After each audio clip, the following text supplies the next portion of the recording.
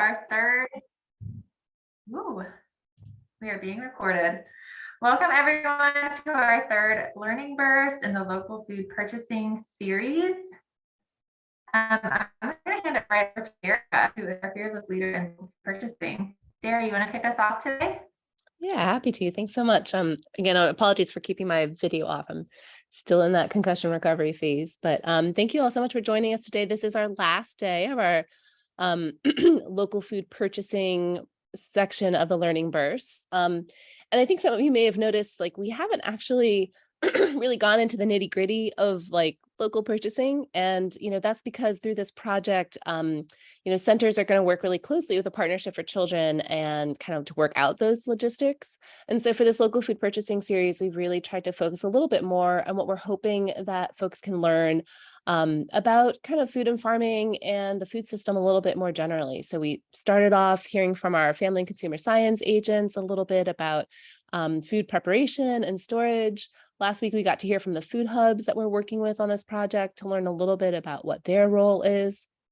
And then today we thought we would just take a minute and talk a little bit more about kind of the big picture about what food and farming looks like in each of the counties that we're working with on this project. And I think that our hope is just to help everyone understand a little bit kind of, okay, well, what products are available? And when we say we want to help support farmers, who are the farmers in our county and kind of, what's their history there. So again, I feel like I mentioned this earlier, but also one of our kind of missions as part of this project is making sure everyone knows how awesome Extension is. And so today we've got a great group of folks from Extension who have very graciously accepted to talk a little bit about food and farming in their counties. So I'm going to let each of them introduce themselves. I'm going to turn it over to Jessica, and thank you all so much for being here.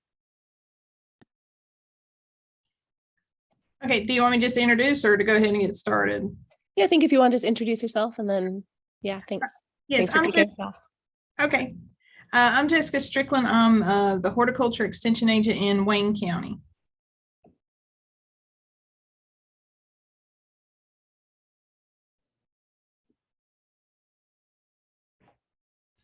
I'll introduce myself. I'm Courtney TV Paul, and I'm the family and consumer science agent in Wilkes. So I'm just filling in for the ag agent here who would take this place. And if I'm looking at y'all weird, it's because I'm looking from a different screen. So sorry.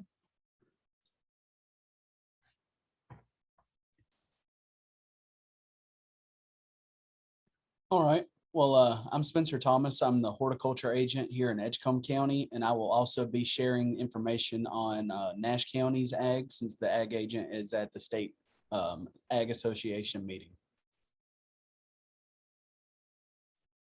Hi, everyone. My name is Meredith Favre. I'm the local foods agent in Lee County. Hi, I'm Kat Straley. I am the summer intern for Moore County. All right, great. Thank you all so much for introducing yourselves. And then Jessica, I'll hand it over to you. Thanks.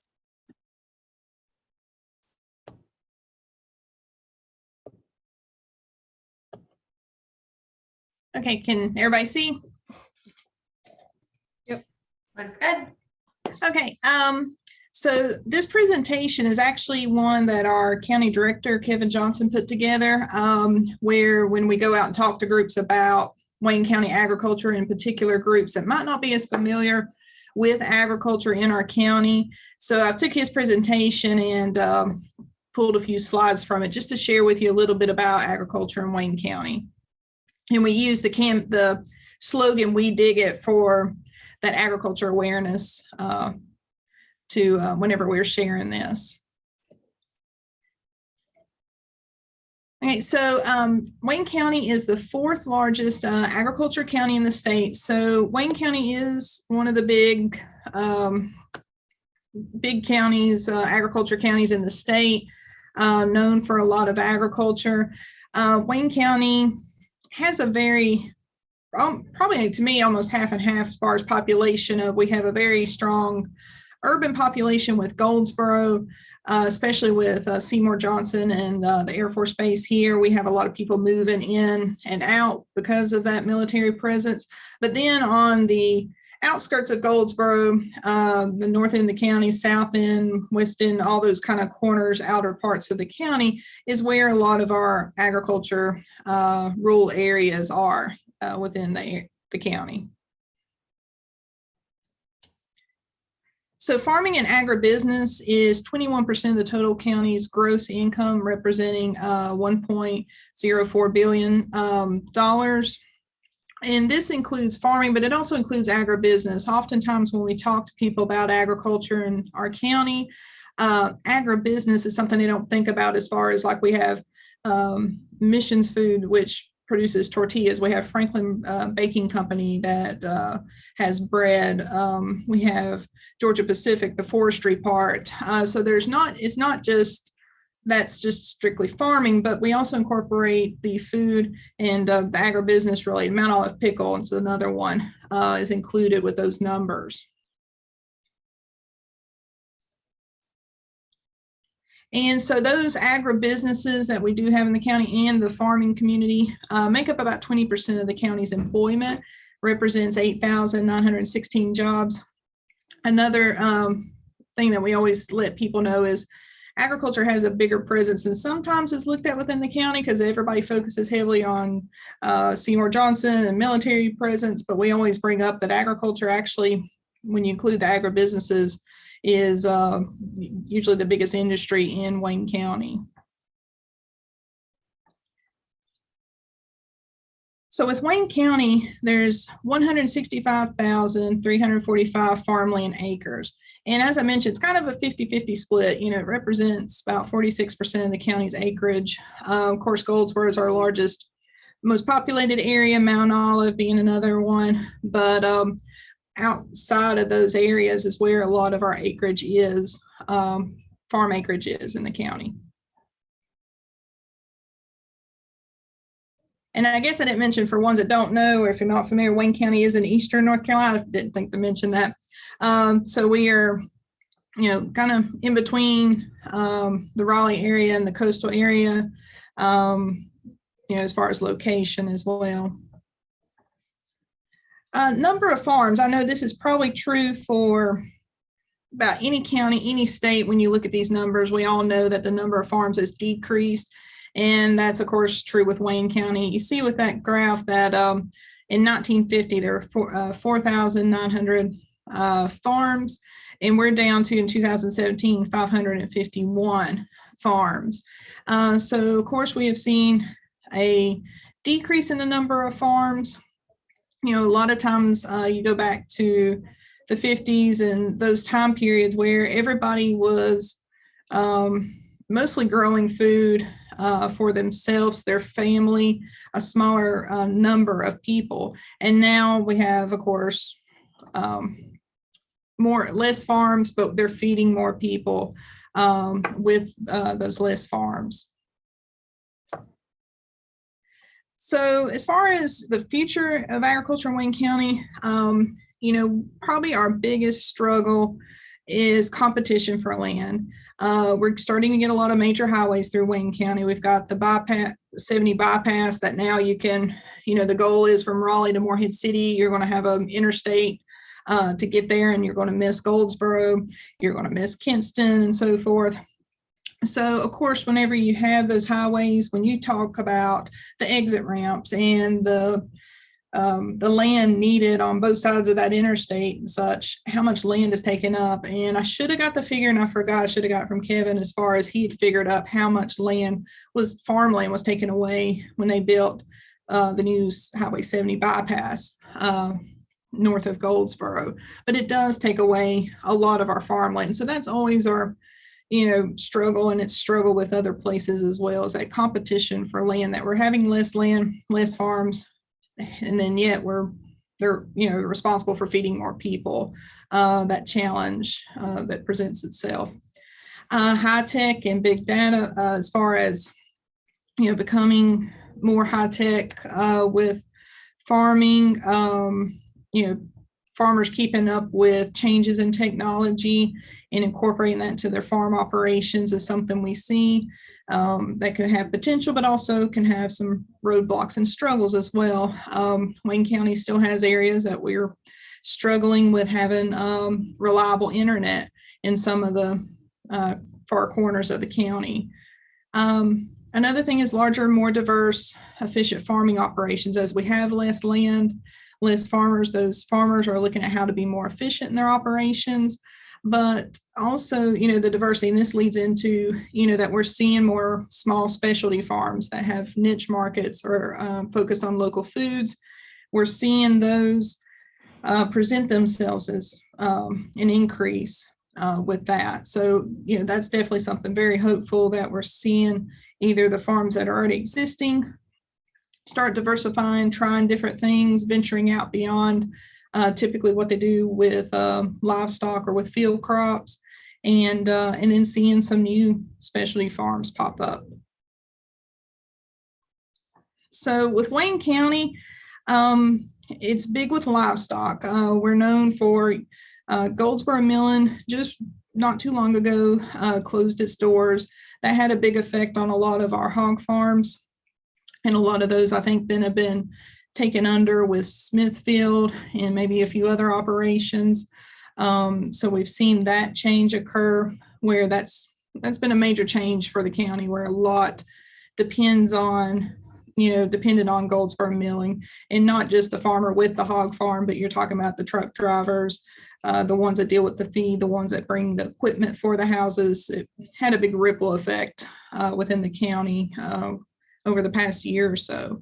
We also have, Butterball is actually right in Duplin County, but it's right on that Wayne County line, that we have a lot of turkeys, chickens. We do have, as far as some cattle, we do have a small goat dairy farm in Grantham. I would say small, but it is actually a good sized goat dairy farm. They became well known for their goat cheese.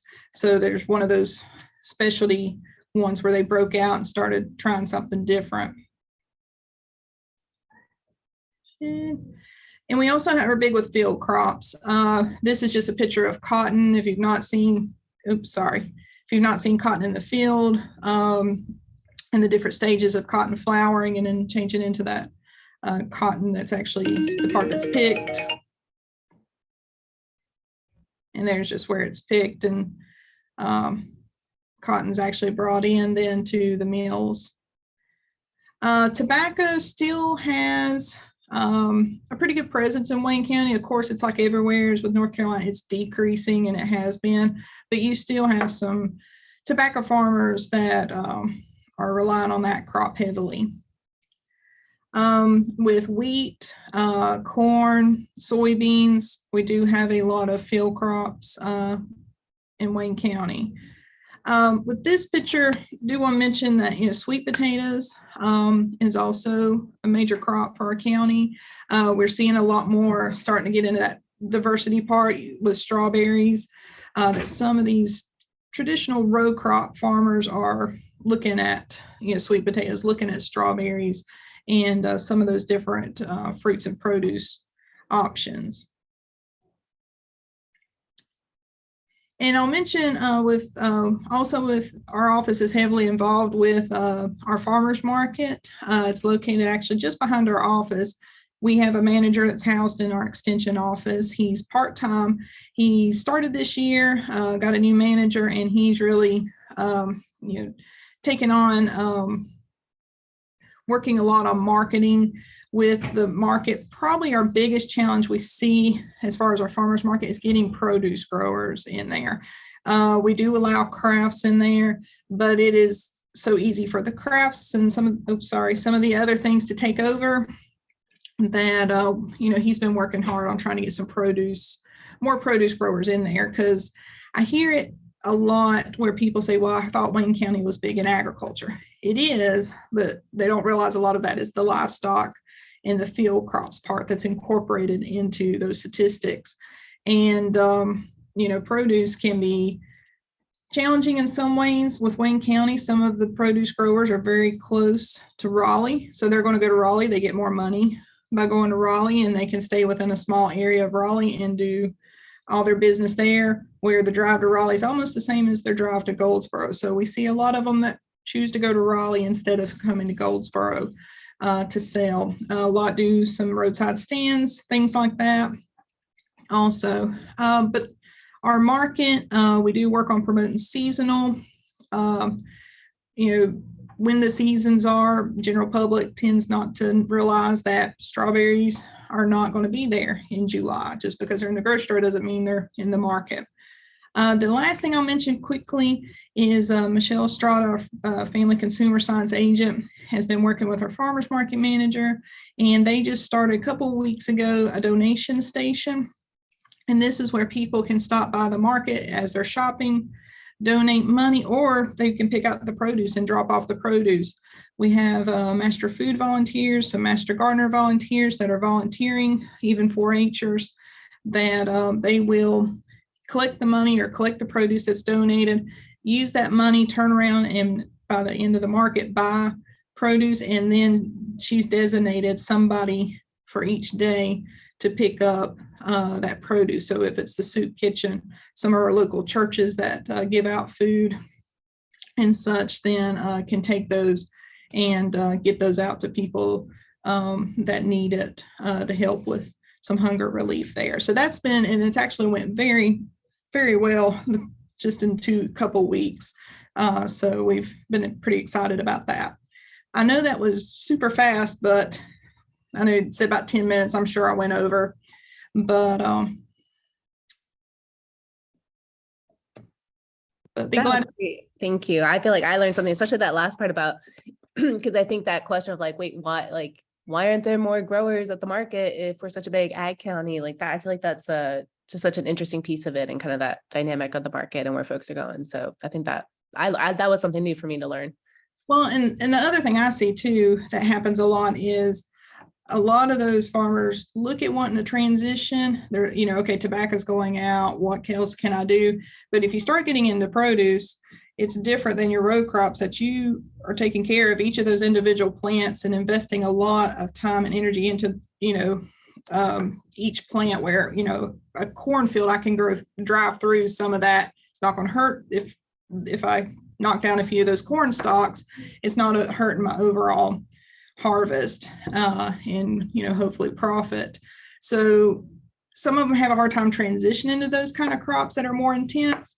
The other thing I see is usually then you have to start looking at marketing. Is they have to take on either being at the market, they have to work with customers, having a roadside stand. Again, you're working with customers. How do you get market where they didn't have to do that with livestock or field crops? And I've seen them in the past. Some will try it and say, nope, I don't like working directly with the customer. I'm done. So that's a challenge too that we come across of how do we get more producing food. Great, thanks so much. And I think we can probably maybe just kind of do Emma's probably doing a better job keeping track of time. I know we started a little bit late. Maybe just like one question if anyone has it, and then we should probably move on. Does that sound okay? Because I know, Jessica, that you've got to go early too. So if there are any questions, now would be the right time.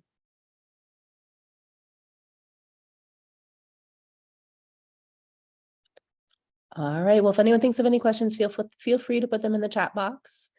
Excuse me, and we'll move on to the next presenter.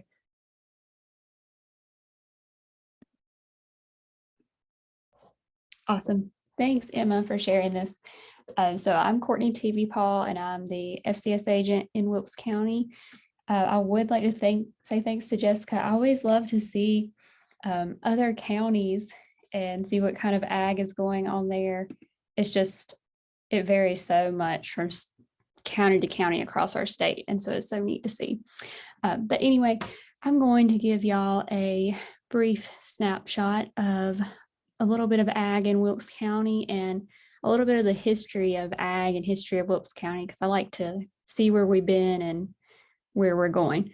So this background picture here is actually a aerial shot of one of our orchards, which I just love this picture because it shows kind of like our mountains and a small farm in the mountains there. So without further ado, we will move on to the next slide.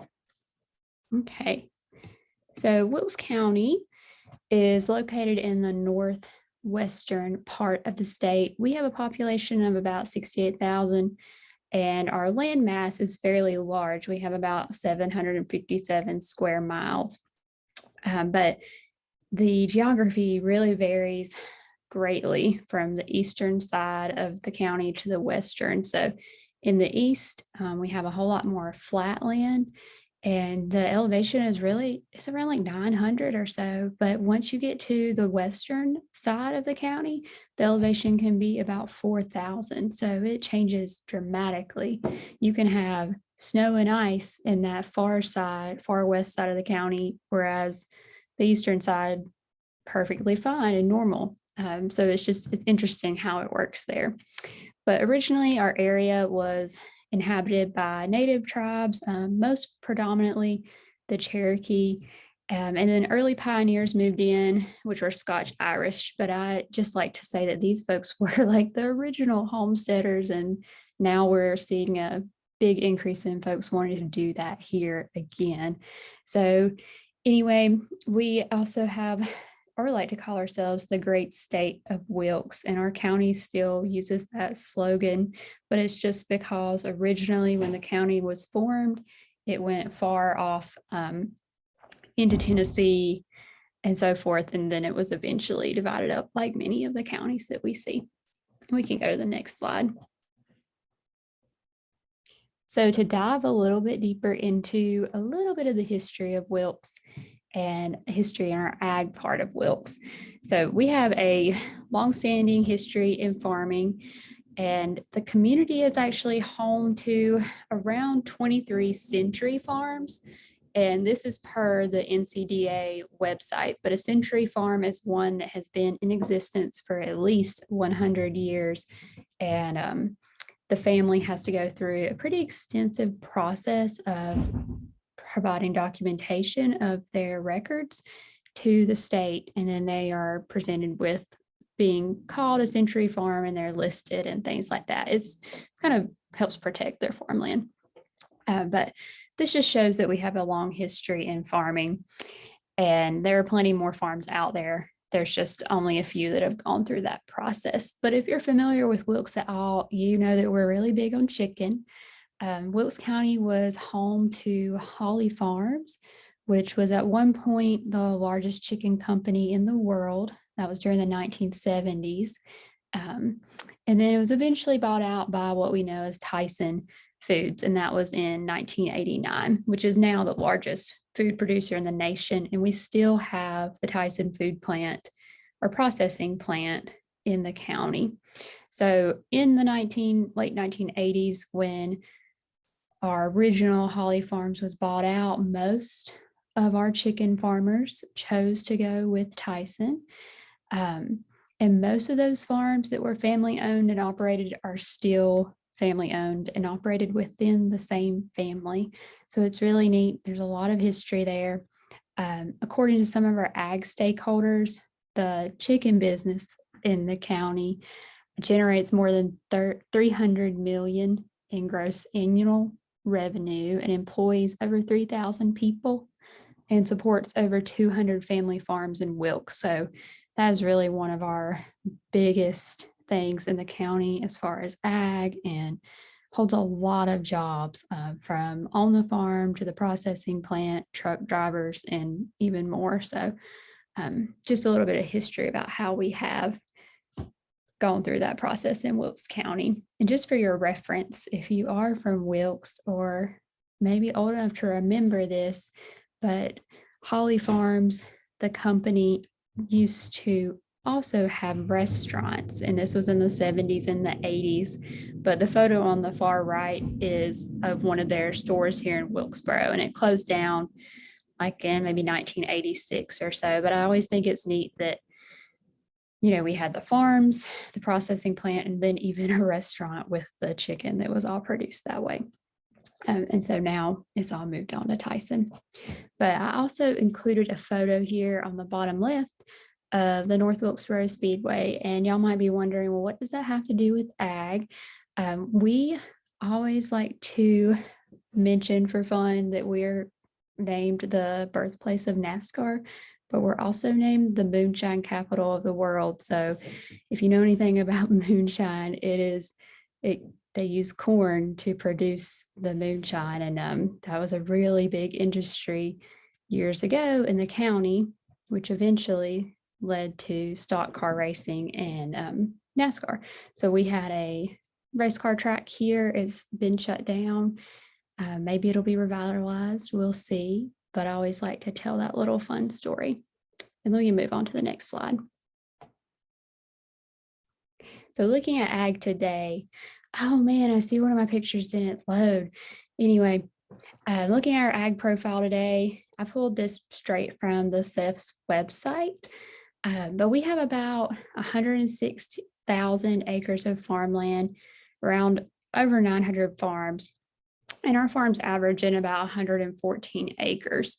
So for majority, you're looking at smaller farms compared to some of the really large farms that you may see in the eastern part of the state.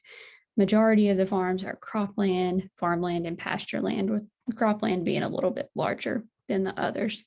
But our top ag products in Wilkes are, of course, poultry. So I mentioned that with the Tyson and beef and apples. So Wilkes is second in the state for poultry broiler production, and majority of our producers grow for Tyson Foods. And we have the plant in town. We're third in beef cattle production, and a growing number of our producers are getting into the direct marketing side of their beef. So they're actually selling it to the public, however they might market it at the farmer's market or in different avenues. But we also have a few butcher shops. We just got a new one last year, and they are purchasing local beef and processing it and selling it here in the county. So that's another way that you can buy local without necessarily buying directly from the farmer. And then Wilkes is also second in apple production. And that is my photo that didn't load for some reason, but it was a beautiful picture of apples, and maybe I can show it to y'all later. But we have in our southern part of the county, it's called the Brushy Mountain area. We are second in that area behind the Hendersonville area in producing apples. And we really just have a handful of family-run orchards, majority that have been around for 5 or more generations. And they were really seeing some of these farms take off in new ways and start agritourism ventures. And we're seeing new farmers move to the area to start up. But just for your reference, in these pictures, the one where you see the cows in the snow, I just really like that picture. That came from one of our farmers, because it emphasizes that no matter what is going on, our farmers are still out there working and taking care of their animals, and doing all that so that we can have food. So while I might be inside comfortable in the snow, our farmers are out there feeding. And then the bottom picture is of one of our chicken farms in the county. This farm actually, they raise chickens, but they're also getting into agritourism in some other ways. So a lot of our farms are diversifying to find new ways to make money. Go to the next slide. A few other ways we're growing in ag in Wilkes County. So I mentioned the Brushy Mountain area. We are known in that area for peach and apple orchards. We actually have an annual peach festival and an annual apple festival, every year. And these are put on by our Ruritan Club, which is a completely volunteer-based organization, but they do this to help the producers and help the town. And so it's a great day for the producers to sell a lot of their product. And then in the eastern part of the county, we are really growing in our vineyards and our wineries. And it's really becoming more well known for folks to come and take trips to the eastern part of the county to travel throughout the vineyards and wineries. We're also seeing an increase in you-pick with fruits and pumpkins, an increase in small produce producers and local meat producers, And as I think I mentioned earlier, folks who are wanting to move here to homestead. So as Jessica, I think, mentioned, the local food movement is growing in Wilkes too. I think we're really feeling a trickle down effect from Watauga County. And if you're familiar with Watauga, which is Boone, they have a huge local food community. And so some of that is really starting to push down into Wilkes, which is really great. And I just added a few pictures on here. These are all from different farms in the county, but one of them is on the left with a tractor. That is from one of our U-Pick strawberry farms, and they are just laying out their plastic for when they're going to plant their strawberries. But I thought that was a really pretty picture. And then one from one of our produce farmers, one from one of the vineyards, and then some peaches from one of our orchards as well. So we have a wide variety of fruits and vegetables and meats all within the county. And we can move to the next slide. Okay, so this is probably more of what's going to be the most important piece for you all as childcare centers. So as a childcare provider, you might be wondering how you're going to find some of this local food that's been produced here in Wilkes.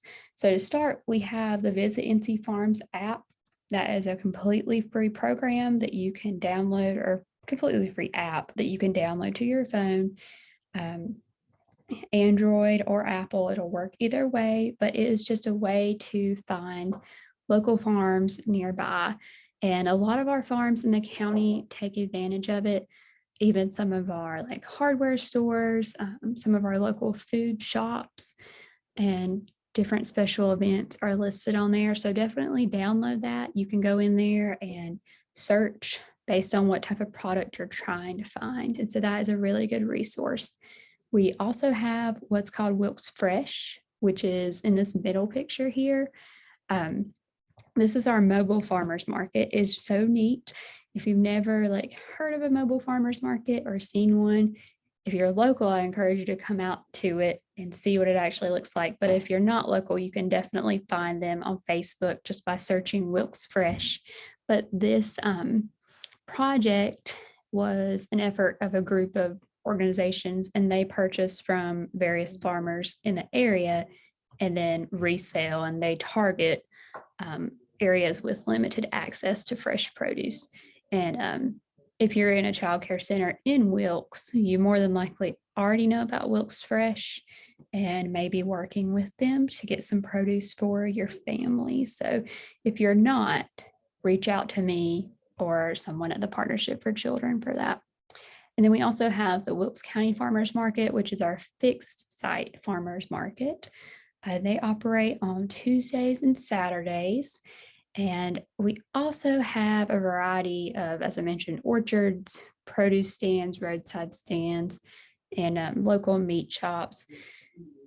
I think Jessica mentioned this too, and I thought it was a really good point. Some of the producers, you may not see them at the farmers market all the time.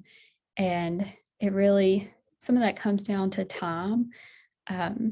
Some of the producers, it's easier for them to just set up shop near their house or at their farm, and they can sell all of their product that way, or they take it to a food hub or a different market. So you won't see every farm out at the farmers market, but that doesn't mean that you can't connect with them and purchase from them, even if they don't have some type of consistent place, say at the farmers market. But there are just so many outlets. If you have any questions, please reach out to me. If you don't know how to get in contact with me, I will just contact our Partnership for Children and they can help you with that. But I can take any questions if y'all have any. I tried to make this really brief to just sum up what we've got in the county. Thanks so much, Courtney. I love that. I love the history of food and farming. I just find it so interesting. And yeah, that just the way things used to be and how things have shifted, and interesting too. We've got both Wayne and Wilkes with that kind of big livestock, component and how important that is. Mm-hmm. Does anyone have any for so long? What's that? I could dig into the history for a really long time. It's very interesting. Well, we should chat sometime. I'm always interested in learning more, especially since North Carolina is my, adopted state. I didn't grow up here, so. Sorry, I've got plumbing sounds coming in the background here. We've got some work going on, but does anyone have any questions for Courtney?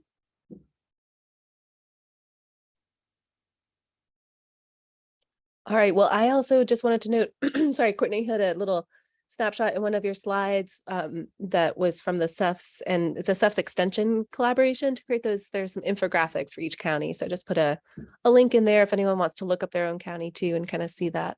And yeah, if there aren't any questions, I guess we'll move on. And again, if you end up having a question for anyone, please feel free to put it in the chat box.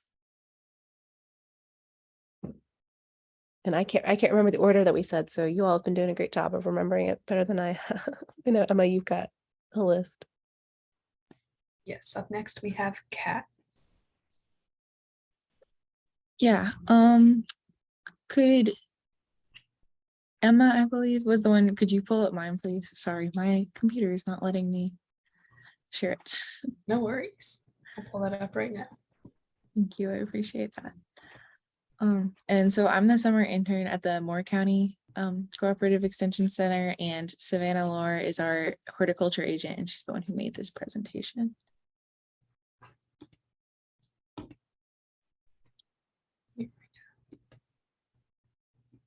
Thank you. I appreciate that. Of course. Yeah, so I'm just going to talk about how Moore County farms are and kind of our history. So how we've been in the past and how we've changed going into the future is that Moore County was settled by Scottish Highlanders, much like much of North Carolina. Currently, we still have some bigger farms, but we're shifting away from tobacco, which has always been our major cash crop, and we're shifting more into smaller, more produce-centric farms. The northern side of our county has more livestock, and then the southern part has more very small farms that are very specialized in what they grow. And in the future, we're getting more diversity in crops. So those smaller producers are producing a bunch of different produce products that they have a bunch of different ones on their farms. And then there's a picture of a tobacco barn. That's one of our historic buildings here in Moore County, just because tobacco has always been such a big part of our industry. Go to the next slide. And then so before the Scottish settlers got here, we had Native American tribes here. And so you can see where Moore County is kind of in the middle of the state. We had mainly the Tuscarora tribes here. And so they would grow a bunch of things that we still grow many of these, but tobacco was really the biggest thing that took off really well in our environment here.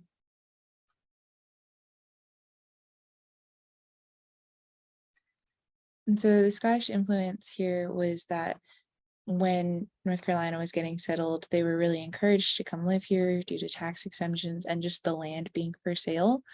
And so they had some subsistence farming and homesteaders where people had to farm for their own families. But then we also had a lot of livestock industry here that they grew enough to be able to sell the tobacco that was exported even out of the country back home to Scotland. And then we also in Moore County have a lot of pine. So lumber and pine extracts were used a lot of times for the ship industry. Next slide. And then so tobacco contracts are becoming fewer. Some of this is due to just less demand for it in the country, and then also tariffs. So who we are selling to, we're having a lot more tariffs and taxes put onto our exports of it. But historically, it's always been our biggest crop, and we still do grow it in pretty large numbers.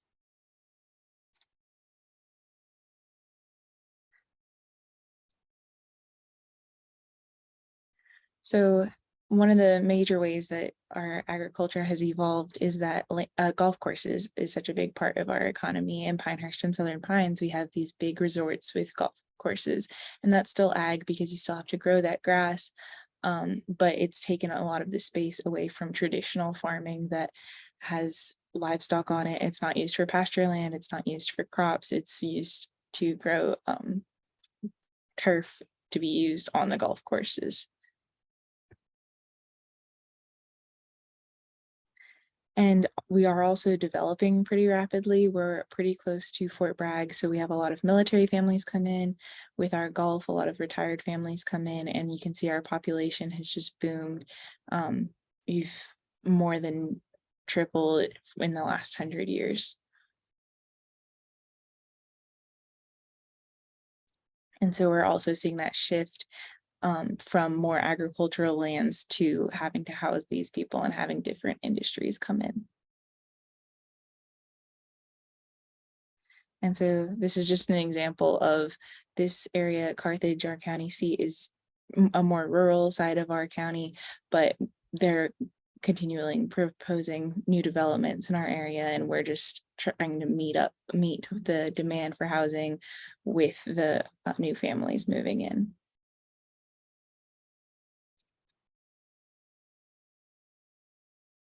So currently we have almost 90,000 acres of farm, so we're growing in farmland in some ways. And then the average size of a farm is also growing, so we still have relatively small farms here, but they are getting slightly larger since 2012. And with that, our number of farms is also growing.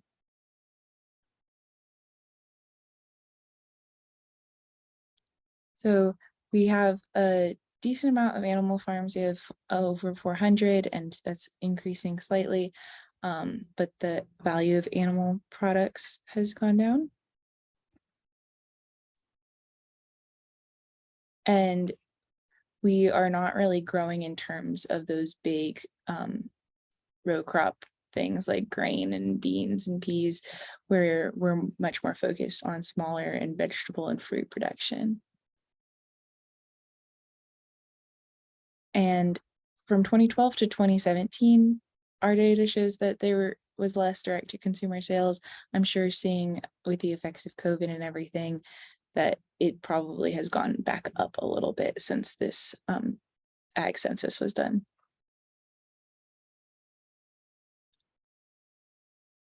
And that you can see here, so we have a booming sod, greenhouse, floriculture farms.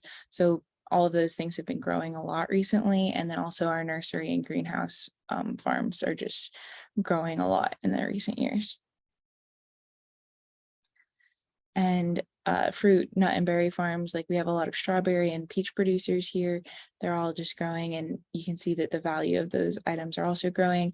We've also had a large increase in agritourism, which that partially has to do with us being better known for our tourism components in like Pinehurst and Southern Pines with golf and the equestrian industry. So agritourism is something that our farmers are starting to utilize as a source of income.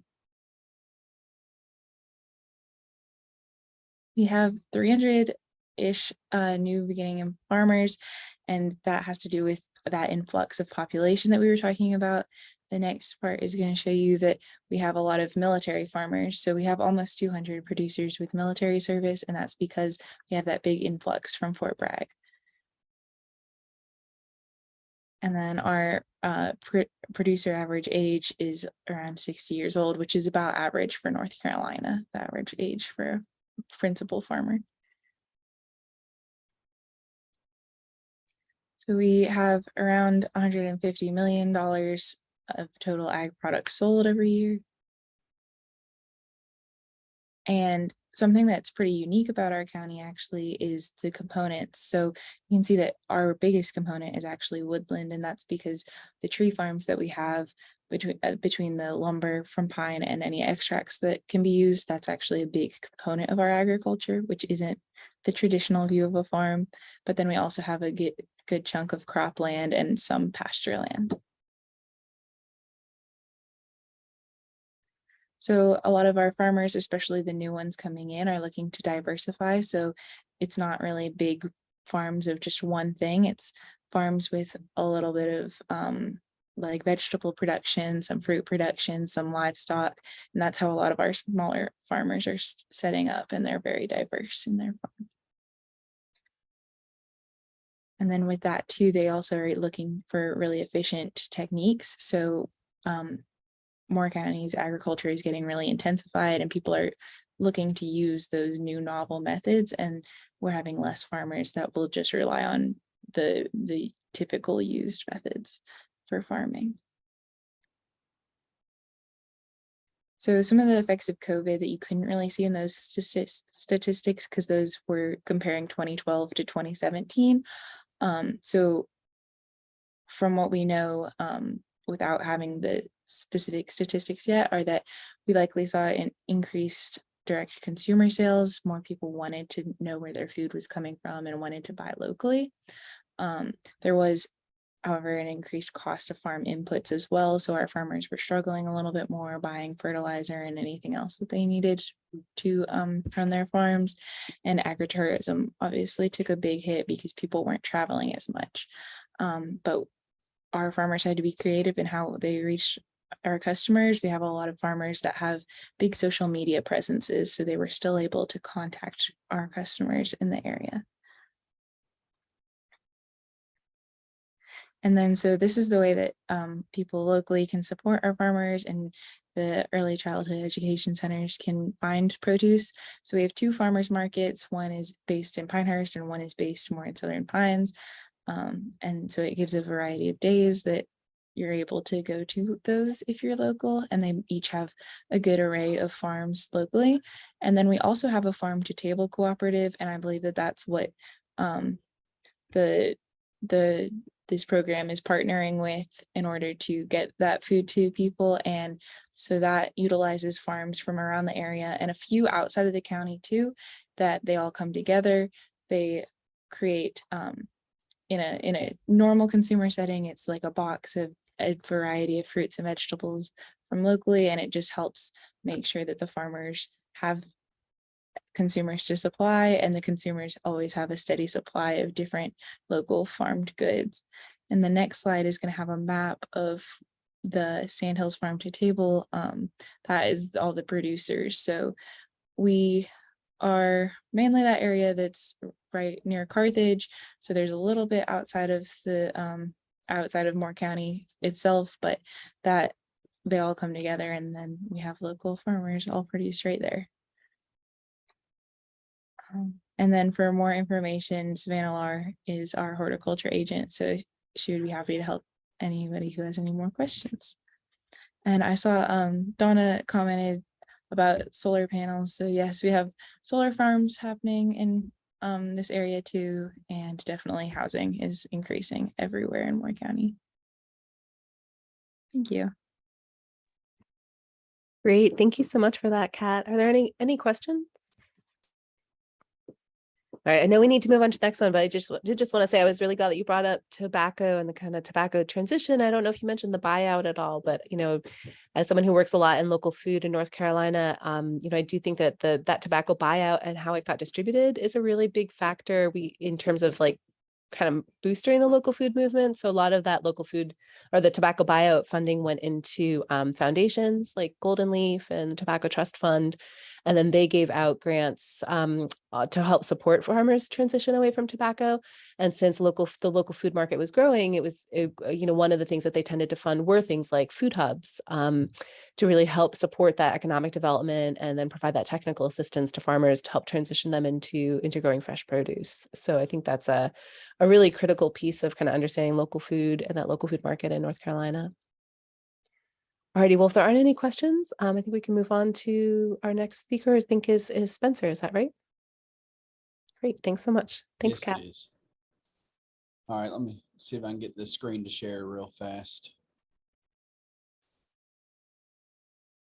All right. So can y'all see the screen? Yep. Looks Okay. good. All right, so I'm actually going to be presenting for Nash and Edgecombe County. So we'll run through this to keep track on time. So if I need to slow down, just let me know. So Mariana Waters is the agriculture field crops agent for Nash County. And this presentation is going to be a mixture of historical facts and ag facts for today. So for Nash County, historically, it was founded in 1777 and it branched off from Edgecombe County. And then as going through, Nash County is one of the leading ag counties in North Carolina. And the reason for this is the soils, the topography, and the climate make Nash County well suited for several types of farming. So this picture here is a picture of them harvesting sweet potatoes. So historically, Nash County was number one in sweet potato production.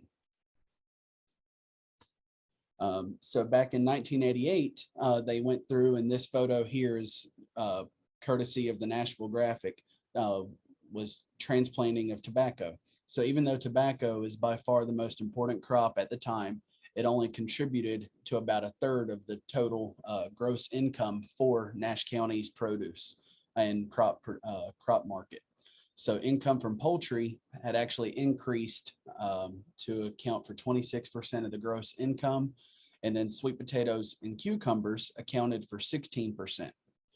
But as of 1986, swine, soybean, forestry, corn, peanuts, and beef actually brought in about $1 million in gross income for Nash County. So in 1985, tobacco was originally sold in Rocky Mount. They had a couple different little tobacco hubs and buyers markets where they accounted for $42.6 million in value and provided about 550 jobs for local individuals that lived in the Rocky Mount area around the Rocky Mount mills. So agriculture for many years has revolved around tobacco, especially in Nash and Edgecombe County. And we've seen that transition across the state where we've had everybody going through, and tobacco has always been a major cash crop along with cotton and soybeans. But we've kind of strayed away from tobacco over the past couple of years, where we've gone with buyouts and we've lost land. The older tobacco farmers have actually aged out and they're no longer under tobacco for farming. And the soils and climate conditions are just right for producing flue-cured tobacco of some of the highest quality. And then this photo here is similar to how tobacco is transplanted today. It's from 1973. So Nash County back in 1988 had about 2,550 farms. The average farm size was 215 acres. The size of Nash County at the time, there was 347,161 acres that were being farmed, and gross farm income at the time was 96.1 million roughly. But as of 2017 census, the number of farms had dropped to only 425, but the average farm size went up to 305 acres, and 129,478 acres of that was farmland, which brought in a gross income of 191.7 million. So you can see in 40 years, 30 years, something like that, we doubled, or Nash County doubled their cropping, but they lost land that was actually in farming. And part of that is due to new technologies, and the same goes for everything across the state. New technology helps bring in more cash value on less acreage. So as of 2017, there was number 5 in North Carolina by county, 226 crop farms valued at just over $126 million. Vegetable production, they had 68 farms that produced vegetable, melon, and potatoes. They were ranked 3rd in the state, and they produced roughly $52,734,000 for income. And then of that, there was 17 sod farms, greenhouse, nursery, and floriculture farms that brought in about $3.85 million. And then 127 grain farms producing grain for oilseed, bean, and pea products, valued at $20.73 million. Then they had 176 animal farms valued at about $65.6 million. And then 17 fruit, nut, and berry farms were valued at $111,000. So Nash County Ag today, 40% of the county's land area is still in farmland. Approximately 2/3 of cropland is owned by non-farming landowners. So they actually lease out the land to active farmers. And then a little over half of farm operations indicate their primary occupation to be farming. And then this picture here is a picture of a cotton baler. So they'll go through and run the machine across the cotton bolls after it's flushed out, and then it will harvest it and put it in the giant rolls you see out in the middle of a cotton field or whatnot. And then poultry and eggs continue to be Nash County's highest valued commodity, followed by tobacco and sweet potatoes. So as of 2021, there was 9,467 acres of sweet potatoes, and 91% of that was the Covington variety, which kept Nash County as number 3 in the state for sweet potato production. And then soybeans is the largest crop grown in Nash County as of 2021, with 26,318 acres of soybeans were planted. And most of the soybeans that are planted are crushed and used in protein supplements for livestock feed. So for hog, cattle, chicken feed and whatnot. And swine has been Nash County's fastest growing commodity, with revenue increasing over the past 5 years to $13,500 in sales. And then we'll transition over to Edgecombe County, where I'm the horticulture agent at. This field here is a picture of some freshly dug peanuts. So historically, Edgecombe County was established in 1741, and it was a part of Bertie County. So Edgecombe and Nash together was Edgecombe County as part of Bertie, and then it split off and became 2 separate counties, Nash and Edgecombe. Edgecombe is one of the 2 counties in North Carolina that has substantial allotments for both peanuts and tobacco historically. Together, these 2 accounted for 60% of all crop income. Edgecombe County diversified over the last 50 years or so.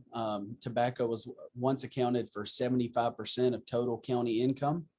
And as of 1988, it was down to 30%. So in a matter of 50 years or so, they ended up losing 45% of their income from tobacco. And the biggest change in agriculture income resulted in a 350% increase in livestock since 1962. This gain was due to swine and poultry production. For 1988, the number of farms in Edgecombe was 615. The average size of the farms was 356 acres. The total land mass is 327,040 acres of land in general for Edgecombe County. And the gross farm income was actually 66.1 million. And then as of 2017, the number of farms had dwindled to 249. The average farm size, of course, went up again, but it's 598 acres. And there's only about 149,000 acres that's actually used in farmland right now. And unfortunately, the gross farm income has actually dropped to about 56.4 million. So some of the statistics for Edgecombe County, the top crops by acreage was soybeans for bean production. We had 41,888 acres of soybeans, 14,622 acres of corn that was grown for grain production, not cob. And then cotton, we actually had 14,236 acres of cotton production. And then when it comes to the livestock side, we had just over 2.3 million broilers. So that can be any form of broiler or variety. And then cattle and calves, there was only 1,860 head of cattle and calf pairs.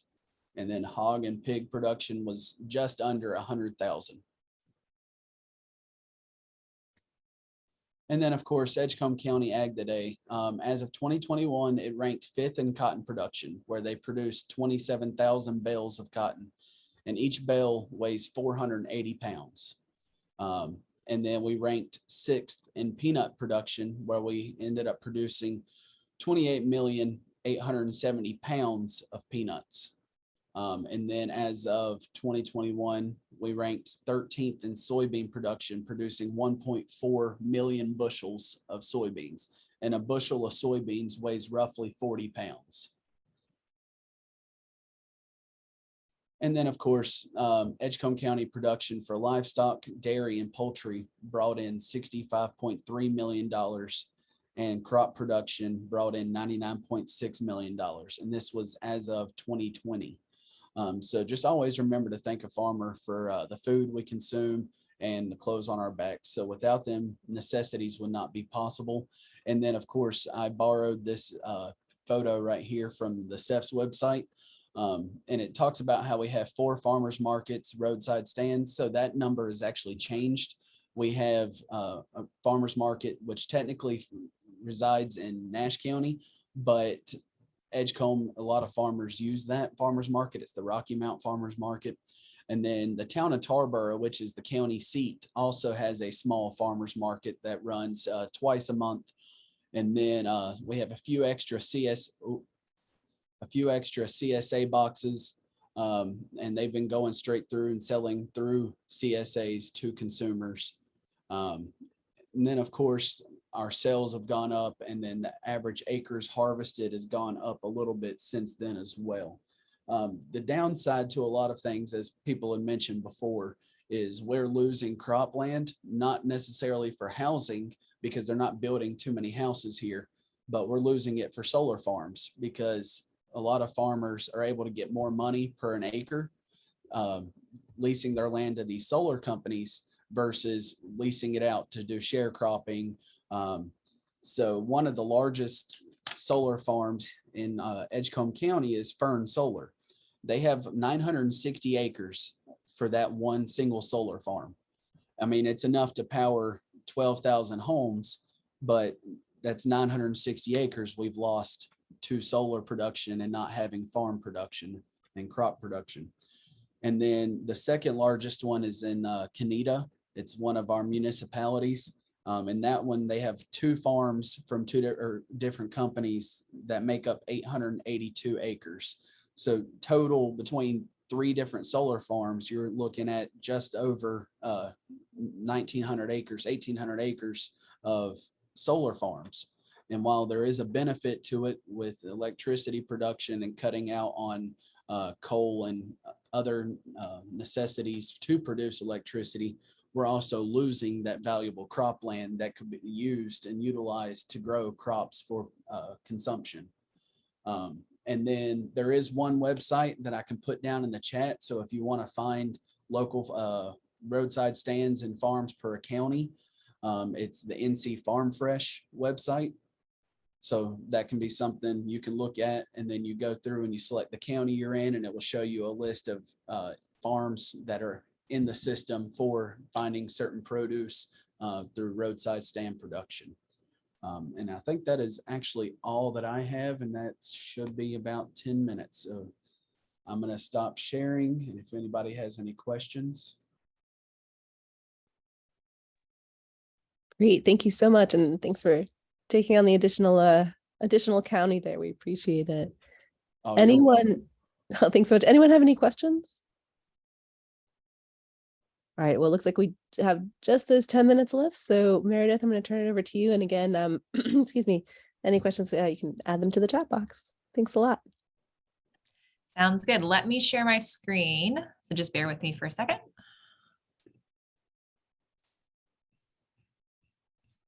All right. Are y'all able to see my presentation? Yep. Okay. Yes. Perfect. Excellent. All right. Well, this has really been a fun project to research. I'm a newer agent, so I'm a local foods coordinator here in Lee County. I started in February, and this has been a really fun project to just get to know a little bit more of the history of Lee County, because I'm coming in, looking at it today, but it was fun to kind of dig into the archives, the ag census data, and see what Lee County was like. So I'm excited to share with y'all a little bit about Lee County today and what it's looked like in the past. And this is definitely not the last time I'll look at it, because I'm excited to dig into it more in the future. So today, let's dive in. Let's see. let me share full screen. How's that, everyone? Is that better? Looks good. Okay, perfect. Okay, so I really like this infographic from the local foods team. I think it does a really nice job of describing how we are connected as a food system. You know, everything starts with food production, and that's, you know, our farmers. But really, you know, food takes a lot of different movements through the local food system. With distribution and aggregation, the processing of some of that food, going all the way to farmers markets and purchasing options, and then to preparation, consumption, even thinking about, you know, food, how can we recover quote unquote wasted food? Can it be used for other resources as well? So, you know, today we're kind of focusing on the food production as well as how we're purchasing local foods, but it's kind of nice to think about all the different ways that food moves in our local food systems. So for Lee County, we are the 98th county that was created in North Carolina. That was really fun to learn. We were one of the most recent ones. We were established from Moore and Chatham counties in 1907. We're kind of at that transition point between the Piedmont and the coastal plain. So we have a little bit of both with regard to soils and the environment. Before the county was founded, the early economy focused on agriculture, naval stores, as well as ironworks, and then experienced some really rapid growth after the county was officially founded. Railroad systems came in, and if y'all are familiar with Lee County, we have quite a bit of railroad network, especially in Sanford. And so this railroad allowed us to really start growing, especially with the new county government, and new industries started to flourish at that time, including tobacco harvesting, among various other different industries, including furniture making, brickworks, and such, as well as textiles. And then the population has really grown very steadily since then. We are a very small county, but we are constantly growing. And this is a lot of times due to both the addition of out-of-state or out-of-state citizens moving to the area, or even, you know, from surrounding counties, because we are very close to Chatham and Wake, a lot of metropolitan areas. And that being said, we are slated to continue increasing in urbanization as more individuals are moving here to live here, to work here. We have increasing amounts of life sciences companies moving in. So there's a lot of urbanization that is anticipated for our area. So here is a look at our little county. Our population is right at 64,000, and our county seat is Sanford, and that's a picture of downtown. You can see some of the historic buildings here. The old town hall is that kind of green roof at the bottom. We also have like an old buggy factory that is now where a lot of the city government is. And we have various different townships in Lee County, Weston, East Sanford, as well as various different cities like Broadway and Sanford, as well as Carbington. So highways cut straight through us. So looking more at agriculture in Lee County, agriculture and agribusiness provide 13% of employment in Lee County. So, you know, that's about one out of 10 people is involved in agriculture. And because Lee County is so small, I found stats that are more combining it with other counties, but 10% of North Carolina's agriculture is done in Lee, Moore, and Richmond counties. Poultry and eggs are the #1 commodity for us, with sales over $33.6 million. And then tobacco is a distant second. But, you know, despite having big row crops in our county, we also have a lot of diversity that we're seeing, especially in recent years, a lot of diversity of crops regarding fruits and vegetables, lots of different meats and things too. So there's just a lot of variety in our small little county. So diving into the ag census data from 1950, it was really fun to see how counties change over time. And I think this is, you know, something that we've observed today with a lot of the counties that we've talked about. We ended up having a lot more farms in the past, and we'll see that the farms end up getting bigger too. So we end up, you know, initially we have a lot of farms and they're smaller, and today we're seeing less farms and bigger. But the county numbers back in 1950, we saw around a little more than our 1,600 farms, and about 70% of the land in the county was used for farming, with an average farm size of around 70 acres. And some of our current farms that I work with pretty closely are our Centennial farms. Gross Farms and Dalrymple farms have been around for over 100 years, so they are definitely in the statistics reported here in 1950. So that's pretty cool. Looking at agriculture today in Lee County, we have 250 farms, and this is based on the 2017 ag census data. So we might have even more or less. We'll see when the new data comes out, but right now it's 250 are the numbers. The acreage is around 35,000. And then our average farm size is around 140.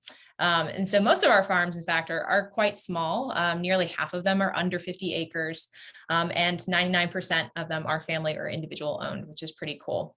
And so our top crops and acreage, soybeans being the highest, and then tobacco is under that. So there are a lot of smaller farms in our county. And then this is our local foods profile from the SAF's website, looking a little bit more at kind of how things have changed from 2012 to 2017, where, you know, back in 1950, we had about 70% of our land was farmland. Now we're looking at more about 20%, 21%. And then we have, looking at our farmers in particular, and a large proportion of our farmers are new. About 1 in 3 farmers are new, which is really interesting. So, and that is one of the focuses of my job, is really working with new and beginning farmers, helping them get set up for success, that getting them resources, helping them determine, you know, what directions they want to take their business in. So having a lot of our farmers be new is very exciting. And then kind of another look at our farmer profiles. 1 in 5 farmers is a veteran, 1 in 3 are lady farmers, and then the average age of a farmer is 60. And then looking a little bit more at local foods and kind of how, looking more at like direct marketing, as well as farmers who are engaging with centers, as well as direct consumers. The number of farms that's been selling vegetables and melons and potatoes has increased 33% since from 2012 to 2017. 18% of our farmers are using direct to consumer sales, like farmers markets, roadside stands. And really only a few of our farmers are using intermediated sales, so working with retail or cooperatives. So we have a variety of different crops in Lee County, one of which is strawberries. We have quite a few farms who are U-pick operations, and back in May, we were really promoting these guys, especially at the farmers market. I'm the market manager for the Sanford Farmers Market, and we did a event for our, especially our strawberry growers, called Strawberry Jammin' in downtown, and we created with the city of Sanford this nice brochure where people could go and take advantage of U-pick operations during that month. And we had lots of strawberries at the farmers market as well. So we had a really nice time and saw a lot of people come and enjoy local foods that day and really that entire month. We also have blueberries in the county, as well as lots of different vegetables and flowers, cut flowers. So these are some of the photos from our farmers market in downtown Sanford. And it's always changing. It's really fun to be able to work with the farmers and to help promote them. I really love this part of my job. We try to just promote the heck out of what they're doing, because you know, the produce just looks so wonderful, and having that opportunity to engage with y'all, the consumers, on a weekly basis is just so important, especially for our small beginning farmers. This is where they're going to get a lot of their profit at the beginning.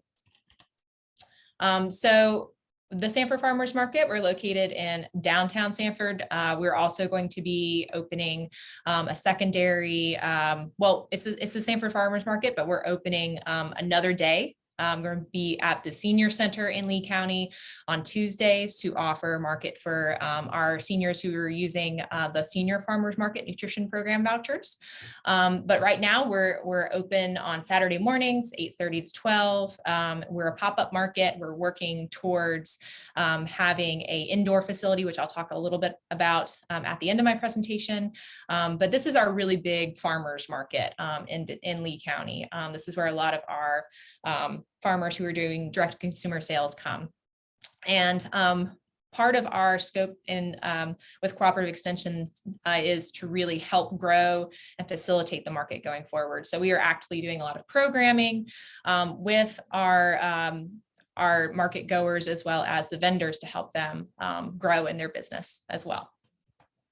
And so these are some of the farmers that I get to interact with on a weekly basis. And what's really cool is they team up with each other. So for example, Doug Reagan and Bo Holland, who are in this picture on the left, work together. So Doug is a produce farmer.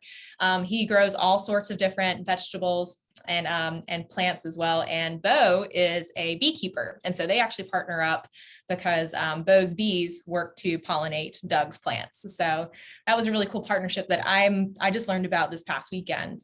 So it's really fun to interact with farmers on the weekly basis and see how they're working with each other too. And so we have, as you can see, a variety of different produce. We have flowers. We also have meat products. So we have a nice variety at the market. And we are tracking numbers. We're trying to increase the number of people attending the market to really promote it well. This market's been around for 23 years, but has not necessarily grown a whole lot. It's changed locations quite a bit, not very consistent promotion. So we're really trying to help with getting as many people to the market as possible. So so far this year, this is the data. We've had a really good turnout of customers. And so we're hoping to keep increasing that. And so a little bit more about what Extension is doing at the market. We're doing programming such as promoting local foods. We're doing a market menu series. It's just what Ashley Silve is working on, our family consumer sciences agent. She presented our first learning burst this month. And so basically we take what's in season at the farmer's market and base a recipe off of that. And this was the one from last weekend. It was zucchini pancakes, since we're getting a lot of zucchini in right now, as well as other types of squash and onions. And so we promote that. Ashley does a video doing a step-by-step how you make the recipe. And then we give market goers a little map of the farmer's market so they can find the ingredients when they're at the market and plan ahead. And then we also have 4-H as well as the master gardeners there. We're doing a lot of, all the programs are essentially there. We're doing a rotation so that everyone gets a little flavor of what Extension is doing. And we also help to promote the market. And I just want to wrap up. We have some of our market vendors are also the farmers who are part of the Sandhills Farm to Table Cooperative, which is supplying our daycare centers with local foods. Blueberry Hill U-Pick, Steve McNeil Farms, and White Hill Farm. They are all part of the Sandhills Farm to Table program, and they are also at the market. So you can actually come meet them in person on Saturdays if you'd like to meet them. They're all wonderful folks. And then I just want to close with the future of local foods, especially in downtown Sanford. This is the location of the current farmers market. We are a pop-up market in a parking lot right now. And we are working on getting let me go the other way. A permanent building set up really right across the corner from our current location. And this will be the Sanford Agricultural Marketplace. So we're working with the city on this to get a permanent structure so we can have a year-round market, offer more market days so people can come other than Saturday mornings. And this is our vision for the building. This is really going to be, I think, a really nice focal point for our community with regard to increasing access to local foods, but also learning about the food system in general. It'll be a marketplace for our market vendors, but we'll also have classroom and outdoor activity spaces. It'll be a shared use commercial kitchen location, and we'll also partner with food banks. So we're very excited for this. I think this is, a new phase for us for local foods in Lee County, and really a nice location where we can access and talk about local foods. And so with that, that is all I have. And I'll take any questions. I hope I didn't go too far over. Thanks so much. Well, as the moderator, I feel like I didn't do the best job of kind of keeping people to time. So we are about 5 minutes over. My apologies to everyone. But it was all just so interesting. I had a hard time cutting anyone off. So if there are quick questions for Meredith, everyone else can maybe feel free to log off if there are any quick questions for Meredith that we want to take now. All right. Well, thank you all so much for all of your time and, just this diversity of presenters from all the different counties. I feel like there were lots of similarities and some differences. And as I said, I definitely am fascinated by kind of the background and history of food and farming in different counties. And hopefully it was helpful to just kind of provide that context for the rest of the project. So thank you all so much for your time. And Emma just dropped the link for the evaluation in the chat box. So please do take a moment and let us know what you learned and what we can do better. All right. Thanks, everyone. We'll see you next time.